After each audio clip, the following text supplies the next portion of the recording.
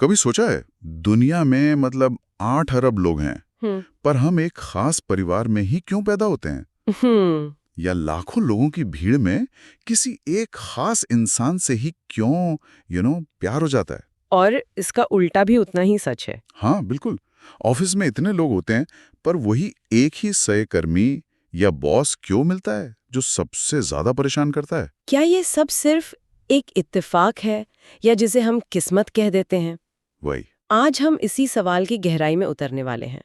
जो स्रोत हमारे पास हैं वो कहते हैं कि ये किस्मत का खेल नहीं है। तो फिर क्या है? ये ऊर्जा के नियमों का खेल है।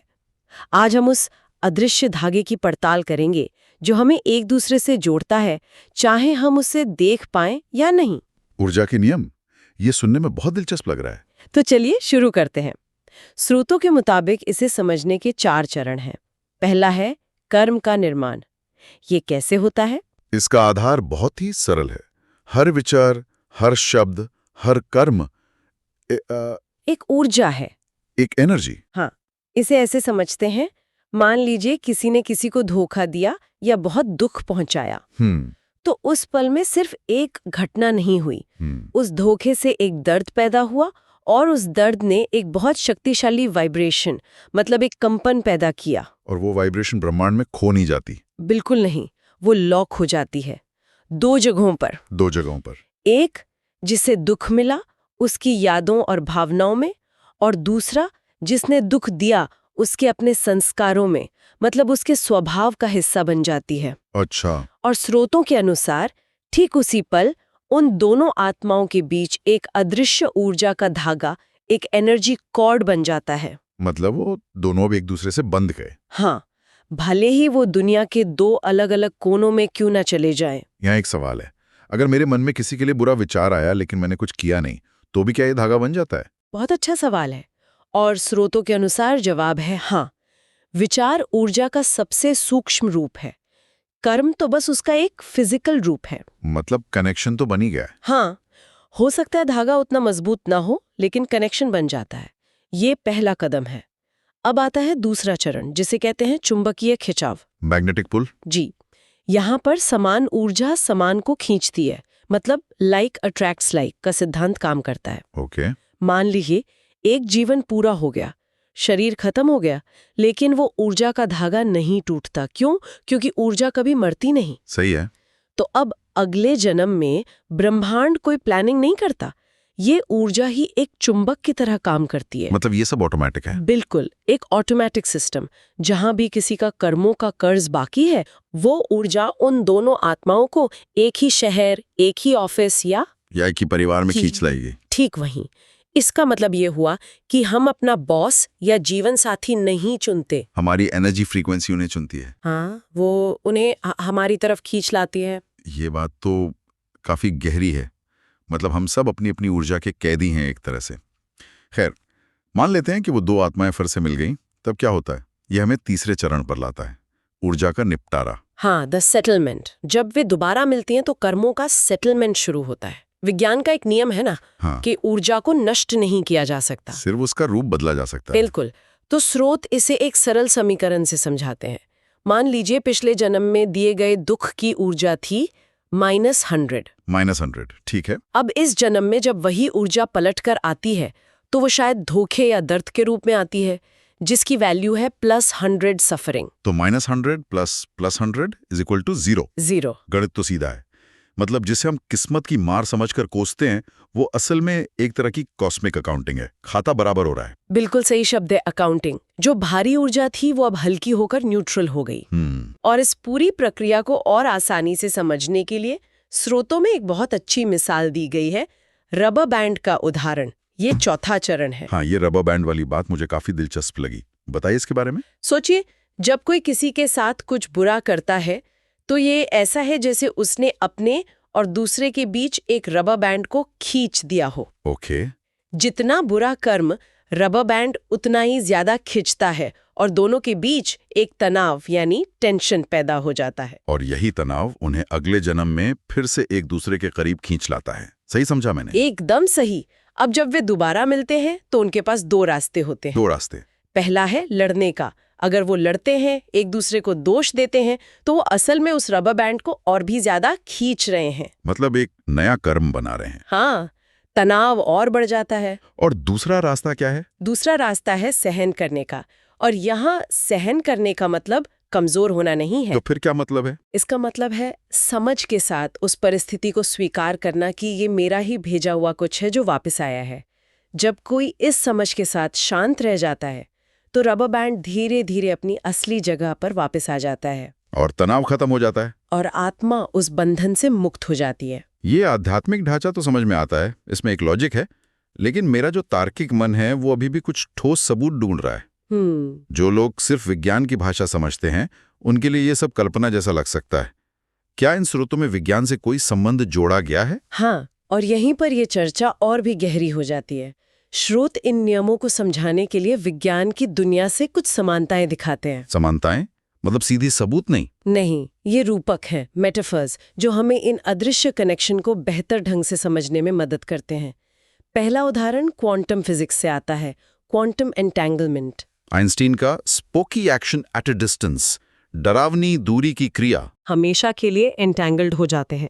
फिर चाहे आप उन्हें ब्रह्मांड के दो अलग अलग छोर पर रख दें तो भी वो जुड़े रहते हैं। हाँ, अगर आप एक कण को घुमाएंगे तो दूसरा कण तुरंत बिना किसी देरी के वैसी ही प्रतिक्रिया देगा। उनके बीच कोई सिग्नल नहीं है, फिर भी वो जुड़े हुए हैं। तो स्रोत ये कह रहे हैं कि आत्माएं भी ऊर्जा के कणों की तरह हैं? वे इसी तरह की एक समानता खींचते हैं कि आत्माओं का जुड़ाव भी कुछ ऐसा ही है। इसीलिए एक माँ को हजारों मील दूर बैठे हुए भी अपने बच्चे की तकलीफ का एहसास हो जाता है। ये वो एनर्जी कॉर्ड है? हाँ, ये कोई जादू नहीं, एक गहरा ऊर्जा का कनेक्शन है। और इस तर्क के अनुसार मृत्यु भी इस जुड़ाव को नहीं तोड़ सकती। ठीक है, कनेक्शन की बात समझ आती है, लेकिन ये जो कर्मों की याददाश्त है, ये जमा कहाँ होती है? इसके लिए स्रोत दूसरा उदाहरण मेडिकल साइंस से देते हैं, सेल्यूलर मेमोरी। हाँ, ये बहुत ही आकर्षक क्षेत्र है। हम मानते हैं कि यादें दिमाग में रहती हैं, लेकिन सेल्यूलर मेमोरी का सिद्धांत कहता है कि यादें और आदतें हमारे शरीर की हर कोशिका में, हर सेल में स्टोर हो सकती हैं। स्रोत इसके लिए डॉक्टर पॉल पियर्सेल के शोध का एक केस बताते हैं। एक शुद्ध शाकाहारी व्यक्ति को एक ऐसे डोनर का दिल लगाया गया जो चिकन और बियर का बहुत शौकीन था। ये केस तो बहुत प्रसिद्ध है। ऑपरेशन के बाद जो हुआ वो चौंकाने वाला था। हाँ, उस शाकाहारी व्यक्ति को अचानक से चिकन और बियर की तीव्र इच्छा होने लगी, जबकि उसे इन चीजों से नफरत थी। तो स्रोत इसका इस्तेमाल कैसे करते हैं? वो कहते हैं कि अगर मांस के एक टुकड़े में इतनी याददाश्त और आदतें हो सकती हैं, तो सोचिए कि आत्मा, जो ऊर्जा और सूचना का एक पुंज है, उसमें कितने जन्मों का डेटा जमा होगा। मतलब हम एक कोरी स्लेट लेकर पैदा नहीं होते? बिल्कुल नहीं, हम अपने साथ पूरी हार्ड ड्राइव लेकर आते हैं। चलिए तीसरे प्रमाण पर आते हैं, जो न्यूटन के पेंडुलम से जुड़ा है। ये तो प्रकृति का सबसे सरल गणित है। न्यूटन का तीसरा नियम, हर क्रिया के बराबर और विपरीत प्रतिक्रिया होती है। एक्शन और रिएक्शन। हाँ, आप एक पेंडुलम की गेंद को जितनी ताकत से धक्का देंगे, दूसरी तरफ से उतनी ही ताकत से प्रतिक्रिया वापस आएगी। कर्म भी ठीक इसी तरह काम करते हैं। अगर किसी ने धोखे की ऊर्जा भेजी है तो वो ऊर्जा घूमकर उतनी ही ताकत से वापस आएगी। ये सजा नहीं, ये विज्ञान है। बिल्कुल। और चौथा उदाहरण आज की तकनीक से है, ब्लूटूथ पेयरिंग। ये पहली नजर में प्यार या नफरत को समझाने की कोशिश करता है ना? हाँ, हम अक्सर सोचते हैं ना कि ये भावनाएं कहाँ से आईं। स्रोत इसे आत्मा की ब्लूटूथ स्कैनिंग कहते हैं। Bluetooth scanning? हाँ, जब हम भीड़ में होते हैं तो हमारा अवचेतन मन हमारी ऊर्जा लगातार स्कैन कर रही होती है, और जैसे ही वो उस व्यक्ति के संपर्क में आती है जिसके साथ हमारा पुराना पेयरिंग है, एक सिग्नल मिलता है। अच्छा, तो जिसे हम अंतर्ज्ञान या गट फीलिंग कहते हैं, वो असल में हमारी कार्मिक मेमोरी है। हाँ, जो हमें संकेत दे रही है कि सावधान, इस व्यक्ति के साथ तुम्हारा हिसाब बाकी है, चाहे वो हिसाब प्यार का हो या नफरत का। यही इसका सार है। ठीक है, ये सब समझने के बाद अब सबसे जरूरी सवाल, अगर ये सब सच है तो क्या हम सिर्फ दुख भोग कर ही अपने कर्मों का हिसाब चुका सकते हैं?